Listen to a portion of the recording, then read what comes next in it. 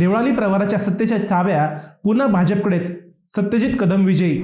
शेवटपर्यंत अटीतटीच्या राहिलेल्या राहुरी तालुक्यातील देवळाली प्रवारा नगरपालिकेवर पुन्हा एकदा भाजपची सत्ता आली. नगराध्यक्ष पदासाठी भाजपचे सत्यजित कदम यांच्यावर जनतेने पुन्हा विश्वास दाखवला. सत्यजित कदम हे बहुमताने विजयी झाले.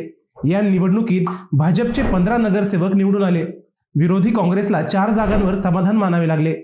वंचित बहुजन आघाडी व शिवसेनेचा एक नगरसेवक निवडून आला.